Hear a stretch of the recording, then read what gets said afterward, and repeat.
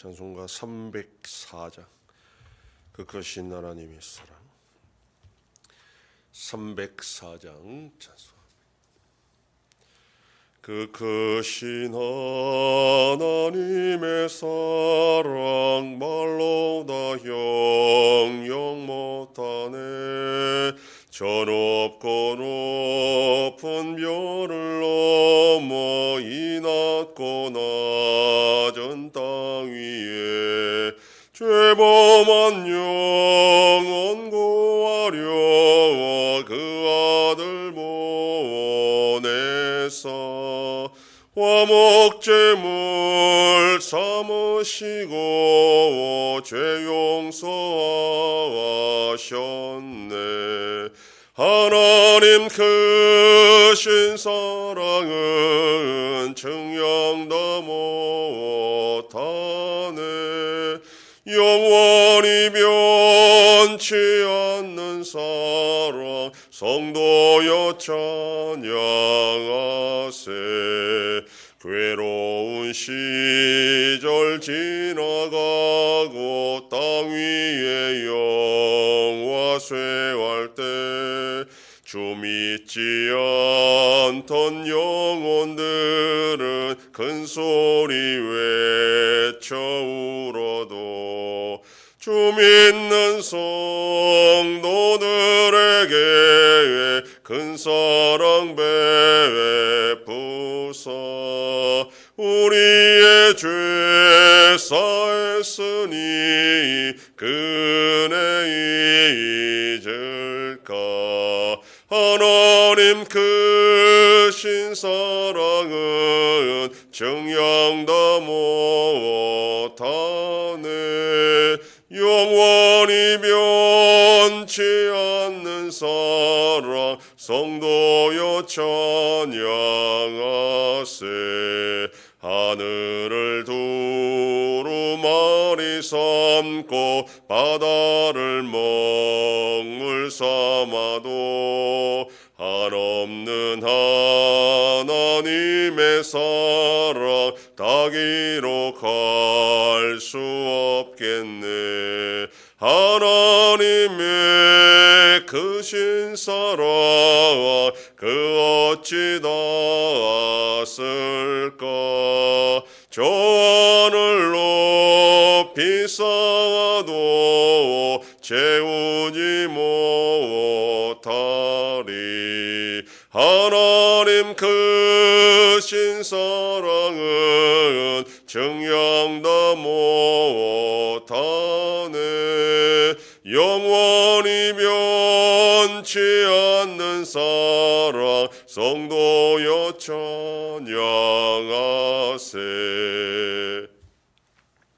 전능하사 천지를 만드신 하나님 아버지를 내가 믿사오며 그 외아들 우리 주 예수 그리스도를 믿사오니 이는 성령으로 잉태하사 동정녀 마리아에게 나시고 본디오 빌라도에게 고난을 받으사 십자가에 못 박혀 죽으시고 장사한 지 사흘 만에 죽은 자 가운데서 다시 살아나시며 하늘에 오르사 전능하신 하나님 우편에 앉아 계시다가 저리로서 산자와 죽은 자를 심판하러 오시리라. 성령을 믿사오며 거룩한 공회와 성도가 서로 교통하는 것과 죄를 사하여 주시는 것과 몸이 다시 사는 것과 영원히 사는 것을 믿사옵나이다. 아멘. 하나님 말씀 이사야 14장 1절에서 23절까지의 말씀입니다. 구약성경 983피 이사야 14장 1절로 23절 말씀 한 절씩 교독합니다. 여호와께서 야곱을 긍휼히 여기시며 이스라엘을 다시 택하여 그들의 땅에 두시리니 나그네 된 자가 야곱 족속과 연합하여 그들에게 여속될 것이며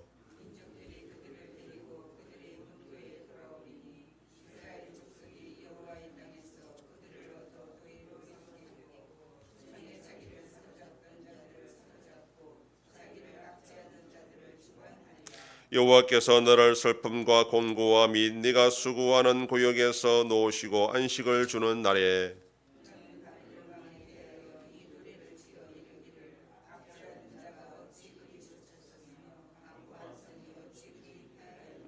여호와께서 악인의 몽둥이와 통치자의 귀를 꺾으셨도다.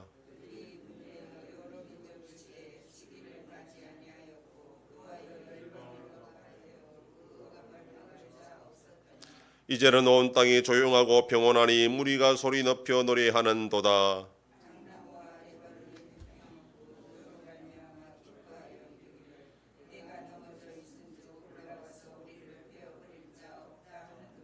아래에서 우리 너로 말미암아 소동하여 네가 오는 것을 영접하되 그것이 세상의 모든 영웅을 너로 말미암아 움직이게 하며 열방의 모든 왕을 그들의 왕좌에서 일어서게 하므로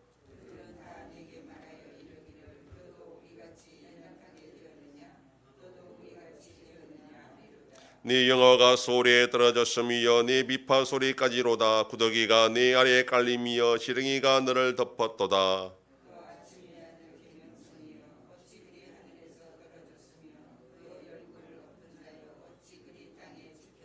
네가 네 마음에 이르기를 내가 하늘에 올라 하나님의 뭇별 위에 내 자리를 높이리라. 내가 북극 지폐의 산 위에 앉으리라.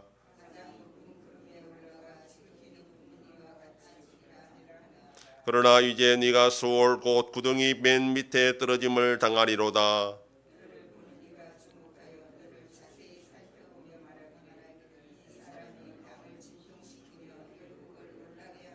세계를 황무하게 하며 성읍을 파괴하며 그에게 사로잡힌 자들을 집으로 놓아 보내지 아니하던 자가 아니냐 하리로다.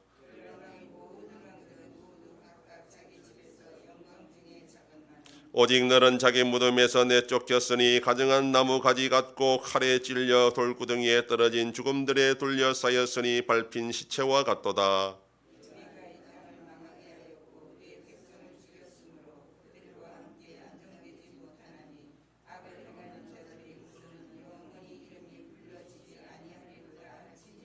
너희는 그들의 조상들의 죄악으로 말미암아 그의 자손 도력하기를 준비하여 그들이 일어나 땅을 차지하여 성읍들로 세상을 가득하게 하지 못하게 하라.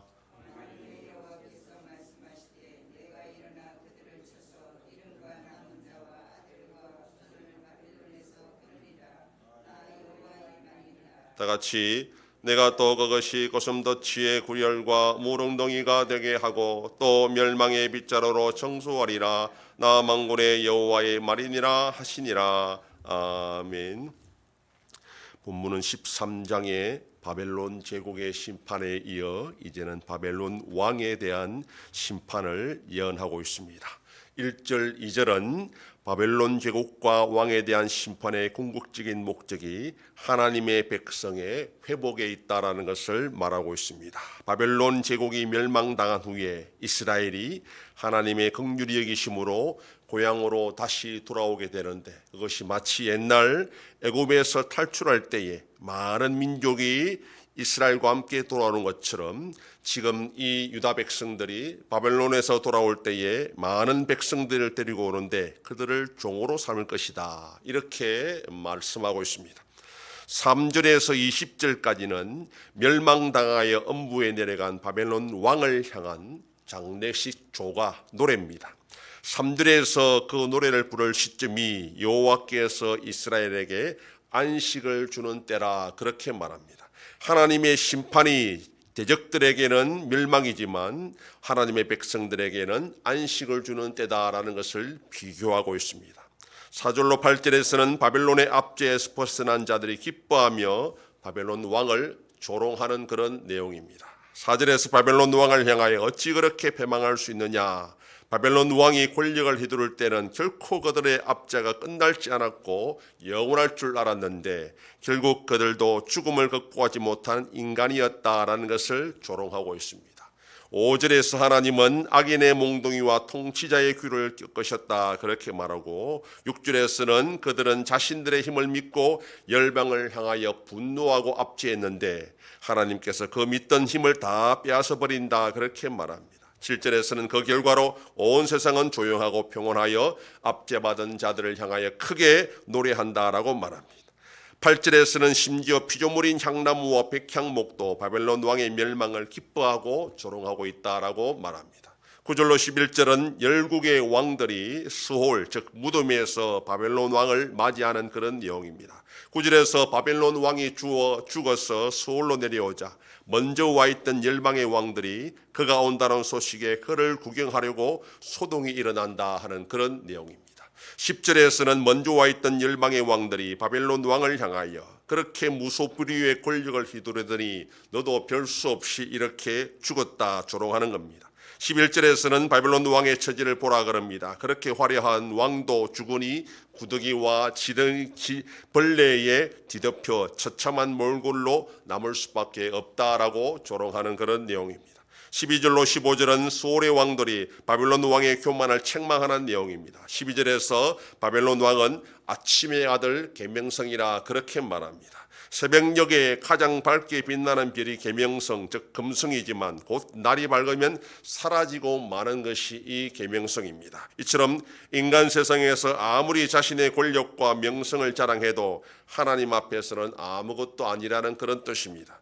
13절에서 14절은 바벨론 왕이 얼마나 교만했는지 자신을 하나님과 대등한 존재라 생각했다는 겁니다. 그러나 15절에서 결국 그도 수올 밑바닥에 처박힐 것이다 그렇게 말합니다.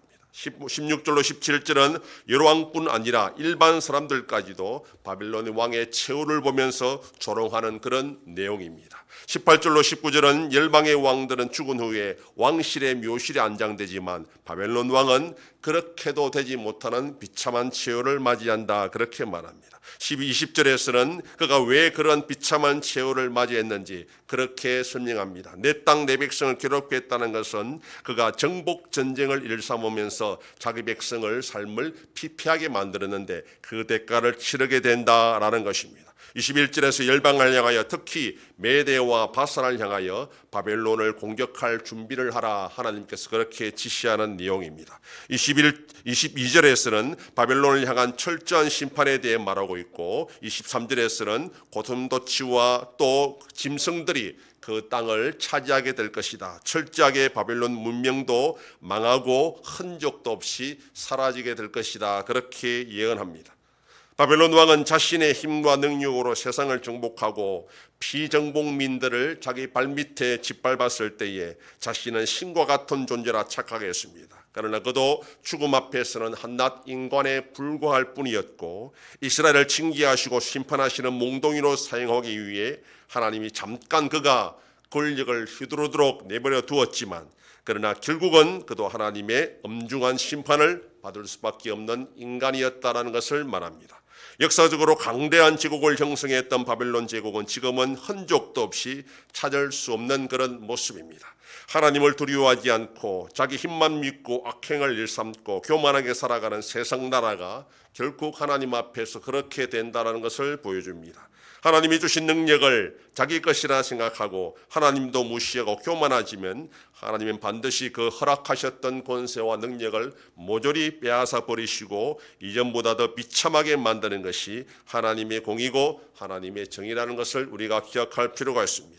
성도가 하나님을 모르는 세상 권세와 힘을 두려워하지 않아야 되는 이유도 바로 여기에 있습니다. 하나님이 주신 것이고 하나님이 언제든지 거두갈 수 있는 것이 세상의 힘이고 세상의 권력이란 것입니다. 그럼 오늘도 우리는 세상을 두려워할 것이 아니라 하나님을 두려워하고 하나님의 나라가 속히 임할 것을 고대하며 살아가는 복된 하루가 되기를 소망합니다. 기도하겠습니다.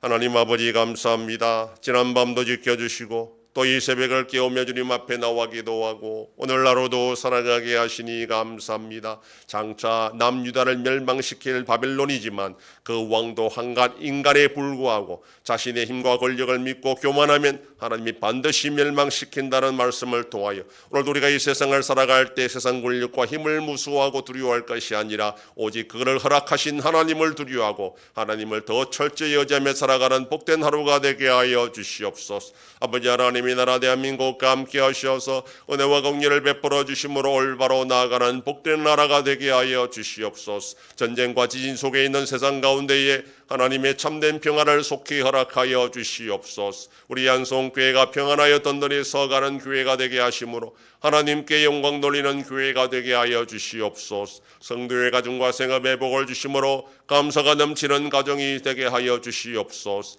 자녀들의 삶 가운데도 함께하여 주시고 태중 생명과 어린 생명들을 지켜 주시옵소서. 연로하신 어르신들 붙잡아 주시며 병중에 있는 성도들을 불쌍히 여기사 치료하여 주시고 회복시켜 주시옵소서. 오늘도 거룩한 뒤를 준비하는 손길들마다 우리 하나님 아버지께서 힘과 능력을 주셔서 기쁨으로 섬기는 복된 하루가 되게 하여 주시옵소서. 이 새벽에도 주님께 기도하는 종들을 기억하시고 간절히 구하고 빌 때마다 들으시고 속히 응답하여 주시옵소서. 감사드리며 예수님 이름으로 기도드립니다. 아멘.